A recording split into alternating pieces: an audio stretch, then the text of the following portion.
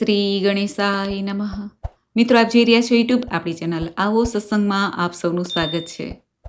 મિત્રો, આજે આ વિડીયોમાં આપણે જાણવાના છીએ તારીખ 19 જાન્યુઆરી 2026 સોમવારથી લઈને તારીખ 17 ફેબ્રુઆરી 2026 સુધી ચાલતો મહામાસ કે માઘ માસના મહાત્મ્ય વિશે. શું કરવું, શું ન કરવું, આ માસના કયા ઈષ્ટ દેવતા છે, આ માસમાં શું ખાવું, કઈ સાધના કરવી, જપ તપ વ્રત સ્નાન આદિનું શું મહત્વ છે તે સર્વે કાંઈ જાણીશું. જો આપને આ વિડીયો પસંદ આવે તો લાઈક કરજો, શેર કરજો. આપ આ ચેનલ પહેલી વખત જોઈ રહ્યા છો તો સબસ્ક્રાઈબ કરી લેજો, જેથી આવનાર નવા વિડીયોની માહિતી આપ સુધી તુરંત પહોંચી શકે. ધન્યવાદ. મિત્રો, મહામાસ અર્થાત ભગવાન શ્રી નારાયણને પ્રિય એવો આ માસ છે. આ માસમાં સ્નાન દાન જપનું ઘણું મહત્વ બતાવવામાં આવ્યું છે.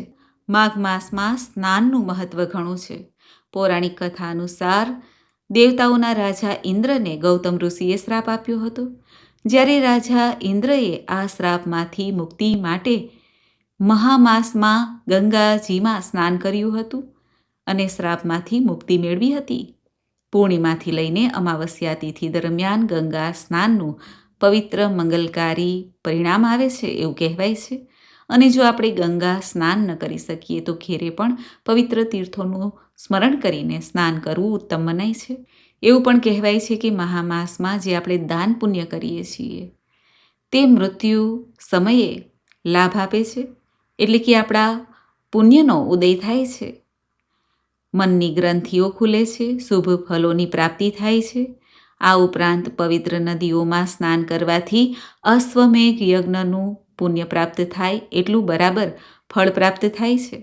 હિન્દુ પંચાંગ અનુસાર બધા મહિનાનું નામ નક્ષત્રોના આધાર પર હોય છે. ખાસ કરીને ચંદ્ર નક્ષત્ર મઘા નક્ષત્રથી યુક્ત, આશ્લેષા નક્ષત્રથી યુક્ત આ માસ હોય માટે આ માસને માઘ માસ કહેવાય છે.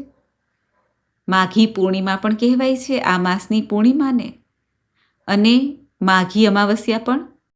મહામાસમાં પવિત્ર નદીઓમાં સ્નાન કરીને ભગવાન શ્રી કૃષ્ણની સેવા પૂજા કરવામાં આવે. પંચામૃત દ્વારા પણ પ્રભુને ભોગ સમર્પિત કરવામાં આવે, સ્નાન કરાવવામાં આવે. જો મૂર્તિ હોય તો મધુરાષ્ટકનો પાઠ કરવામાં આવે. જરૂરિયાતમંદને દાન પુણ્ય કરવામાં આવે તો નકારાત્મક ઉર્જા દૂર થાય છે, ભાગ્યમાં વૃદ્ધિ થાય છે. આ માસમાં સફેદ કે હલકા રંગના વસ્ત્રો દાન કરવા શુભ મનાય છે. ચોખા, દાળ, સપ્તધાન, અનાજ, અન્ન, જલ, ફલ આદિનું દાન કરવું પણ શુભ મનાય છે. કુંડળીમાં જો ચંદ્ર કમજોર હોય તો આ માસ દરમિયાન વૃક્ષોને જલ અર્પિત કરાય છે, નવા વૃક્ષ વવાય છે, ચંદ્રમાની નીચે બેસીને પ્રાર્થના કરાય છે. માનસિક સ્વાસ્થ્ય બહેતર થાય છે અને ભાવનાત્મક ઉર્જા બની રહે છે. સાંજના સમયે પ્રવેશ દ્વાર ઉપર તથા ઘરના મંદિરમાં ઘી કે તેલનો દીપક પ્રગટાવવો જોઈએ. આમ કરવાથી ઈશ્વરીય કૃપા બની રહે છે, નકારાત્મક ઉર્જા ખત્મ થાય છે. આખા મહિનામાં સ્નાન કરવાવાળા મનુષ્ય પર ભગવાન વિષ્ણુની સદૈવ કૃપા બની રહે છે અને સુખ સૌભાગ્ય, ધન અને સંતાન તથા અંતમાં મોક્ષની પ્રાપ્તિ થાય છે. આ માઘ માસના ઈષ્ટદેવ છે ભગવાન નારાયણ. પ્રભુને માઘ માસ કે મહામાસ અત્યંત પ્રિય છે. શાસ્ત્રોમાં એવું પણ કહેવાનું છે, માન્યતા છે કે પ્રયાગરાજમાં અનેક તીર્થોના સમાગમ થાય છે અને પ્રયાગ અથવા અન્ય પવિત્ર નદીઓમાં ભક્તિભાવથી સ્નાન કરવામાં આવે તો અનેક પાપ નષ્ટ થાય છે અને સ્વર્ગલોકની પ્રાપ્તિ પણ થાય છે. શ્રી રામચરિત માનસના બાલકાંડમાં એવું લખવામાં આવ્યું છે કે માઘ મકર ગતિ રવિ જબ હોય તીર્થપતિ આવ સબ કોઈ. અર્થાત માઘ માસ કે મકર રાશિમાં જ્યારે સૂર્ય હોય એટલે કે મકર સંક્રાંતિ હોય ત્યારે તીર્થોના રાજા સ્વયં તીર્થોમાં હાજર રહે છે અને ત્યારે સૌ કોઈ આ તીર્થમાં સ્નાન કરીને તીર્થોના રાજાનું સન્માન પ્રાપ્ત કરી શકે છે. ધર્મરાજ યુધિષ્ઠિરે મહાભારત યુદ્ધમાં જે પોતાના સંબંધીઓ જે સદગતિ પ્રાપ્તિ કરેલા હતા તેમને માર્કંડેય ઋષિના સુઝાવથી કલ્પવાસ કર્યો હતો. માઘ માસમાં મૂળાનો ત્યાગ કરવો જોઈએ અને દેવતા અને પિતરોને પણ મૂલી અર્પણ ન કરવું જોઈએ. માઘ માસમાં તલનું દાન સર્વશ્રેષ્ઠ મનાય છે. વિશેષ કરીને તલથી ભરેલ તાંબાનું પાત્ર જો દાન કરવામાં આવે તો પાપ નષ્ટ થાય છે, અંતે મોક્ષની પ્રાપ્તિ થાય છે. જે માઘ માસમાં બ્રાહ્મણોને તલનું દાન કરે છે તે સમસ્ત જંતુઓથી ભરેલા નર્કના દર્શન કરતા નથી. તુલસીજીની પૂજા સેવા કરવાથી પવિત્રતા જળવાઈ રહે છે. સૂર્યનારાયણને નિત્ય અર્ધ્ય આપવું જોઈએ. ગાય માતાની સેવા કરવી જોઈએ. જરૂરિયાતમંદને દાન પુણ્ય કરવું જોઈએ. આપણા ગુજરાતી માસમાં આ માઘ માસને મહામાસ કહેવાય છે.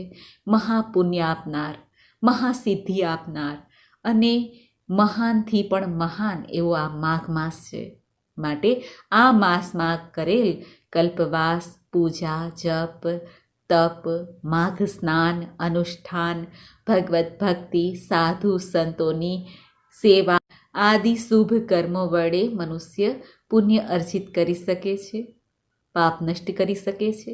માઘ માસની વિશિષ્ટતાનું વર્ણન મહામુનિ વશિષ્ઠજીએ કરતા કહ્યું છે કે જેમ ચંદ્રમાને જોઈને કમલિની અને સૂર્યને જોઈને કમળ પલ્લવિત થાય છે, એવી જ રીતે માઘ માસમાં સાધુ સંતો મહર્ષિઓનું સાનિધ્ય પ્રાપ્ત કરીને માનવ બુદ્ધિ પુષ્પિત થાય છે, પલ્લવિત થાય છે, પ્રફુલ્લિત થાય છે. પ્રાણીઓનું આત્મજ્ઞાન પ્રાપ્ત થાય છે. માઘ માસની શરૂઆત થાય છે ત્યારે જ માતા રાની મહાશક્તિ 10 મહાવિદ્યાના ગુપ્ત નવરાત્રિ પ્રારંભ થાય છે, જેમાં માતાના 10 સ્વરૂપની પૂજા થાય છે. જે નવરાત્રિ મહાસુદ એકમથી લઈને મહાસુદ નવમી તિથિ સુધી આ ગુપ્ત નવરાત્રિ આવે છે.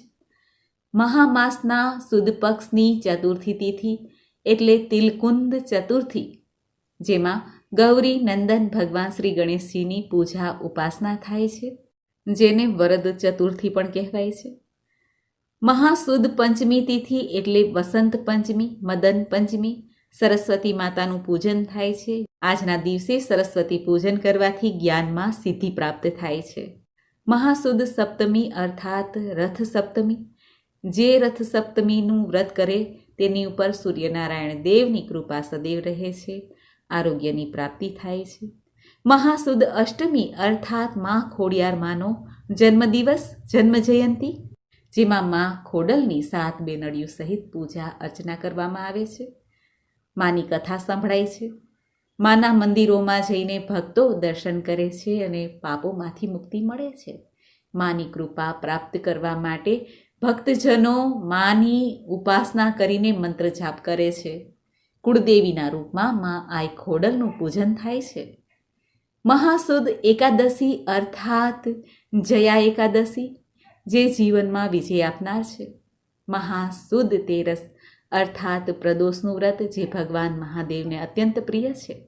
આ જ દિવસે વિશ્વકર્મા ભગવાનના જન્મોત્સવને પણ મનાવવામાં આવે છે. મોઢેશ્વરી માતાનો પાટોત્સવ પણ મનાવવામાં આવે છે. મહામાસની પૂર્ણિમા અર્થાત માઘી પૂર્ણિમા, જેમાં સ્નાન, દાન, જપનું વિશેષ મહત્વ હોય છે. મહામાસના વદ પક્ષની ચતુર્થી અર્થાત સંકષ્ટ ચતુર્થી વ્રત, જે વ્રતને કરવાથી સંકટો નાશ પામે છે, ભગવાન શ્રી ગણેશજીની કૃપા પ્રાપ્ત થાય છે.